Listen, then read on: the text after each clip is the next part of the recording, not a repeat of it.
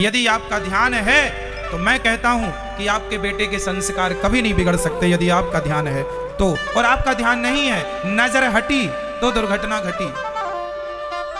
इसलिए आज जितनी मेरी यहां मां बैठी हैं और जितने यहां पिता बैठे हैं, हर माँ बाप को मैं कह रहा हूं, ये बात तुम्हारी सारी जिंदगी काम आएगी। अपने बेटों के लिए ये बातें, बेटी और बेटों के लिए ध्यान रखना।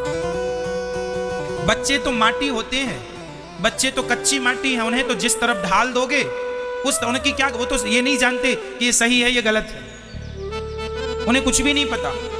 हमें और आपको पता है ना, हम माँ बाप हैं बच्चों के, हमें पता है कि बच्चों के लिए क्या सही और क्या गलत है। खासकर पहली जिम्मेदारी, पहले तो मम्मी सुधरे, पहले तो बाप सुधरे, आप सुधर जाओ, आप सही रास्ते पर आओ, फिर बच्चों को सही रास्ते पर लाओ। ये देश का विकास ऐसे होगा, देश की तरक्की ऐसे होगी। सोच बदलेगी तब देश बदलेगा। सोच पर टिका है संसार, विचारों पर टिका है संसार।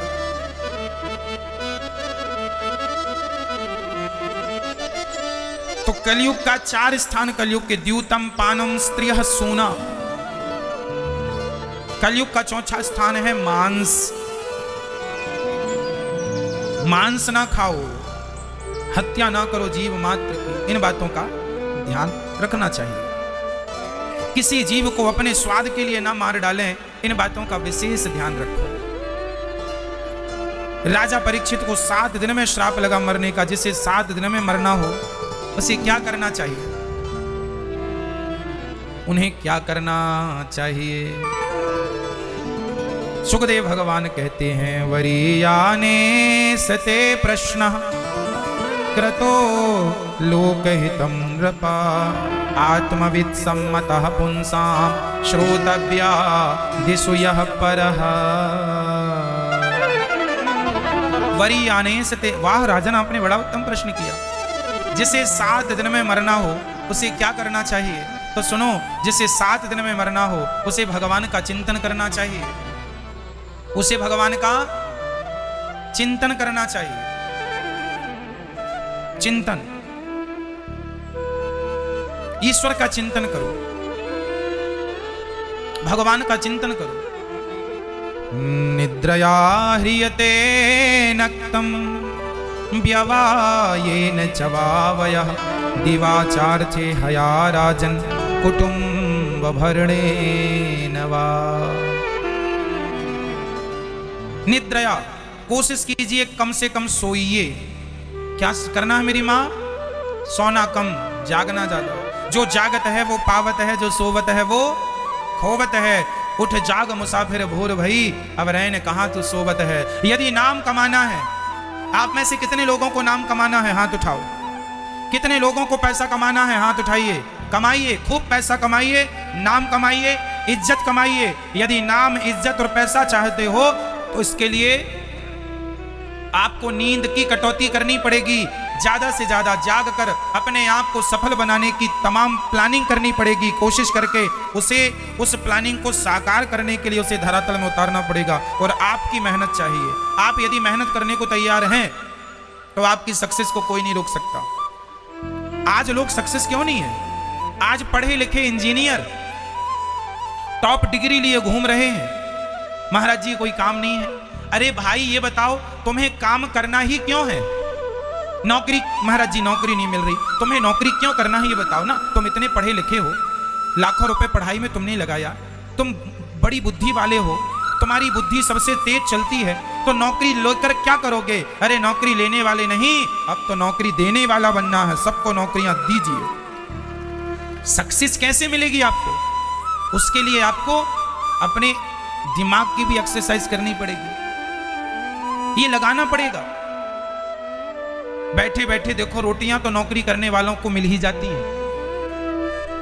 जंगल का शेर और सर्कस के शेर दोनों में जरा सा ही अंतर है। सर्कस के शेर को बिना मेहनत की रोटियां मिल जाती हैं, क्योंकि समय पे मालिक आता है, टुकड़े देकर चला जाता है।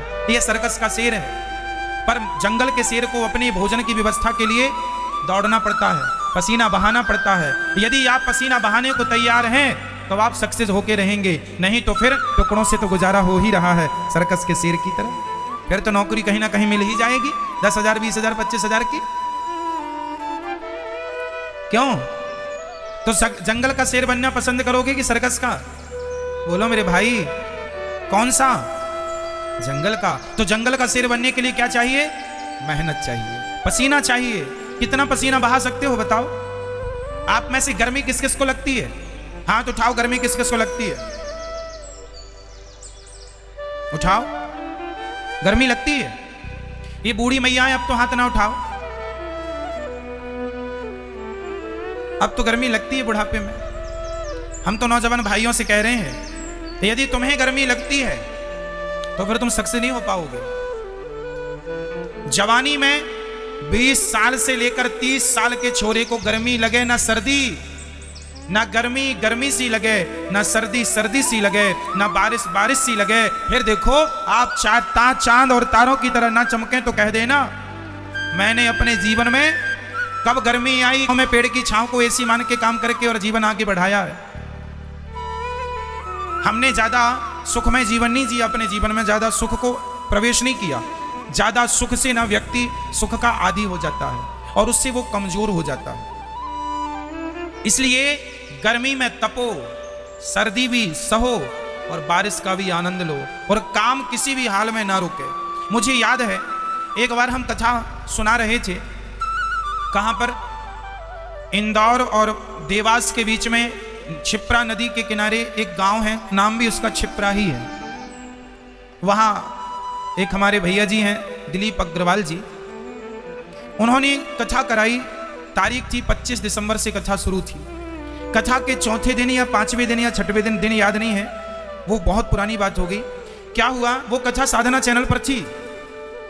ये बात बहुत साल पुरानी है।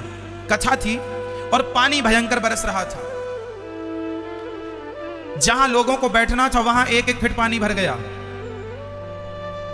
और कथा का समय हो गया, 3 बज गए, जो भी कथा का समय था कथा। तब आपको मुझे याद है छाता लगा के हमने कथा की थी और लोगों ने उस पानी 1-1 फीट पानी में श्रोतागण खड़े होकर कथा सुने थे। वो दिन मुझे याद है। पानी बरसे तो बरसे, हमारे काम को थोड़ी रोक सकता है पानी। कई लोग जरा सी रिमझिम हुई, महाराज पानी बरस रहा, कल आ जाएं, आज नहीं। अरे जानते हो 12 घंटे की कीमत क्या होती है? हमने कभी काम को कल पर नहीं टाला। हमने कभी काम को कल पर कि चलो जी आज पानी बरस रहा है, कैसे होगा? हमारे साथ के लोग डैमेज हो गए। डैमेज मतलब घबरा, पानी बरस रहा महाराज कैसे काम करें? अरे तुम ना करो, चूल्हे में जाओ, हम करेंगे काम, हम करेंगे। कई लोगों को ना पूरी सुविधा मिले तो ही काम करते हैं, उनकी सुविधा में जरा सा ऊंच नीच हो जाए, अरे महाराज हमें तो पूरी व्यवस्था। हम तो लोगों के यहाँ जब कथा सुनाने जाते थे ऐसी ऐसी व्यवस्थाएं मिलती थी। कई बार तो हमें लोटा लेके शौच करने के लिए बाहर जाना पड़ता था, नहाने। वहीं कथा होने वाली थी, वहीं नल लगा था, वहीं नहाना पड़ता, नहा के फिर जाओ, क्योंकि कोई अटैच व्यवस्था नहीं थी। गांव गांव में कथा सुनाने जाते थे, बिजली की व्यवस्था नहीं थी। गर्मी भयंकर नव तपा में एक बार हमें याद है कि नव तपा चल रहे थे और एक जगह हम कथा में गए। उन्होंने कहा महाराज जी आपको कथा सुनाने आना है। हम उनका आग्रह टाल ना पाए, कथा सुनाने उनके गांव में गए। उनके गांव में कोई बिजली नहीं और उन्होंने रुकने की व्यवस्था हमारी कहाँ की? वो मंदिर में, मंदिर होता है ना, मंदिर के ऊपर जो ऊपर गुम्मज होती है, तो उन्हें छत बना रखा था, तो नीचे तो भगवान थे, ऊपर जरा सी गुम्मज निकली थी, मतलब पूरा खड़ा नहीं हो सकता आदमी। वो जरा सी जगह थी, वहां हम लोगों को 5 लोगों को रुकाया एक जगह।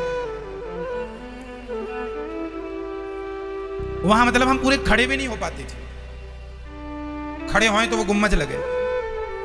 वहां रुकने की व्यवस्था की यजमान जी ने और उस हाल में भी हमने वहां रुककर कभी किसी से कोई शिकायत नहीं की। हम तो ये कह रहे हैं कि हमारे जीवन में भी उतार चढ़ाव के दिन बहुत आए हैं, हमने भी हर परिस्थितियों का सामना किया है। हम ये नहीं कि व्यवस्था ऐसी मिलेंगी तो ही काम करेंगे, ना जी, हम तो काम करेंगे, व्यवस्था मिले ना मिले। हम व्यवस्था के पीछे काम नहीं रोकते। कई लोग व्यवस्था ना मिले तो काम रोक देते, नहीं जी, काम काम होगा, व्यवस्था में रहें ना रहें, हर स्थिति में हमने काम को महत्व दिया।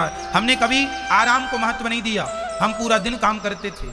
आपको याद होगा पहले हम कथा सुनाने जाते थे तो कथा हम सुनाने 12 बजे बैठ जाते थे।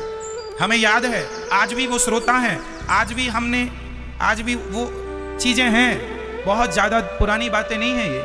12 बजे हम कथा सुनाने बैठते थे और शाम के 7 साढ़े 7 बज जाते थे कथा सुनाते सुनाते। एक आसन पर 12 से 7 बजे तक कथा सुनाई, मुझे अच्छे से याद है। श्रोता भी थे और लोग सुनते थे।